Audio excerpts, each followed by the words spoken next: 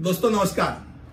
कानूनी बात बताने वाले मेरे YouTube चैनल में आपका स्वागत है। आज का विषय कानून के तहत अपील क्या है। अब बहुत बार ऐसा होता है कि अपील निचली अदालत के फैसले की समीक्षा के लिए उच्च न्यायालय में एक सहारा होता है। अब किसी भी प्रशासकीय एजेंसी के द्वारा कोई आदेश दिया गया हो तो उसकी समीक्षा करने का एक अदालत ही आपका सहारा बनता है और वो आपको अपील के जरिए आपका अधिकार आप यूज कर सकते हैं। अब विभिन्न रूपों में अगर देखा जाए तो सभी कानूनी प्रणालियों में किसी न किसी प्रकार का अपील का प्रावधान होता ही है। अब ये क्यों होता है? तो महत्वपूर्ण बात यह है कि अपील करने का अधिकार ये वैधानिक अधिकार है, ये मूलभूत अधिकार है, केवल एक प्रक्रियात्मक अधिकार नहीं है।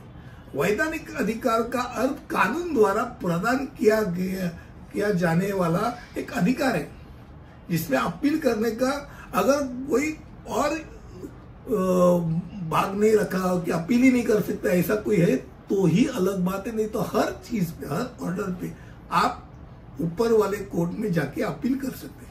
अब अपील का उद्देश्य क्या है? कानून में अपील वो प्रक्रिया है जिसमें उच्च प्राधिकारी यानी उच्च न्यायालय जो होता है उसके द्वारा मामलों का समीक्षा की जाती है कि भाई बहुत बार पार्टियां बोलती है भाई ये इन्होंने खाली सुन लिया और जो पैसा है वो पैसा खाके उन्होंने ऑर्डर ही दे दी, कुछ भी बोलते हैं। भाई वैसा हुआ है कि नहीं हुआ है, समीक्षा किया जाता है।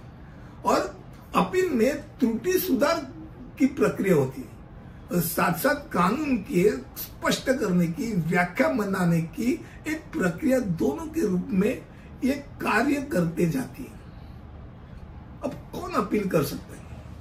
अपील कौन कर सकता है? किसी न्यायालय के किसी भी निर्णय का आदेश से व्यतीत होने वाला आदमी, व्यतीत होने वाला व्यक्ति, उसके ऊपर वाला जो कोर्ट है, न्यायालय है, यानी उच्च न्यायालय हो या उसके उपरांत ऊपर वाला जो कोर्ट है उसके पास अपना अपील दायर कर सकता है। जिसके पास उस निचली अदालत के निर्णय का आदेश की समीक्षा करने की शक्ति है, ऐसे अदालत में वो दायर कर सकते हैं। अब कोई भी कानूनी प्रतिनिधि को किसी भी मृत व्यक्ति के खिलाफ अपील दायर करने का अधिकार नहीं है।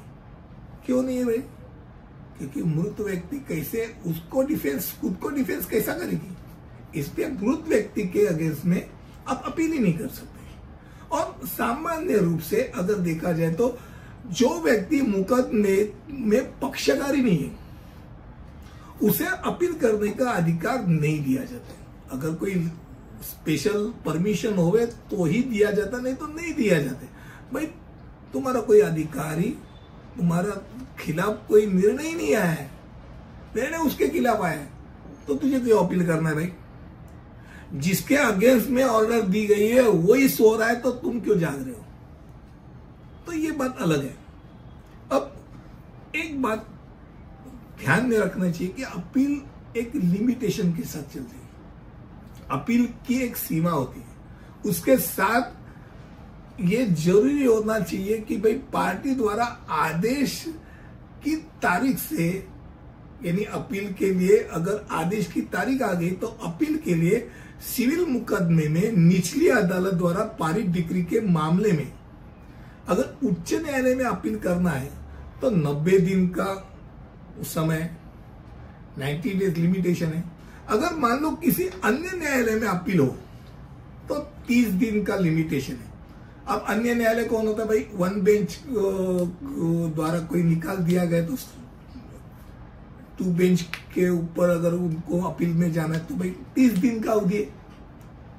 तो लिमिटेशन ध्यान में रखना। बहुत बार ऐसा होता है कि छोटे बच्चे आपके पास जाते हैं, भाई ऐसा चाहिए वो ऐसा चाहिए, ना बोलने के बाद माँ के पास चला जाता है। ऊपर सुप्रीम घर में अगर सुप्रीम माँ है तो माँ के पास चला जाते, माँ बोलती अपना ही बच्चा है कर दो। तो जैसे सुप्रीम कौन है घर में, वो बच्चा तय करता है, वैसे ही आपको मालूम होना चाहिए कि भाई आपके अगेंस्ट में अगर कोई मुकदमे का ऑर्डर आ गया तो उसके ऊपर वाला कोर्ट कौन सा है, उसी कोर्ट में जाना है। निचली अदालत के ऊपर वाला जो कोर्ट है उसके पास जाना है और लिमिटेशन के ठीक समय के अंदर आपको उसको अपील करना है। आज का विषय अपील के बारे में था कि कानून के तहत अपील क्या होती है। मुझे लगता है कम शब्दों में आपको मैंने इसकी इंफॉर्मेशन दी। अगले वीडियो में ऐसे ही कुछ लेकर आऊंगा, तब तक के लिए अलविदा, धन्यवाद।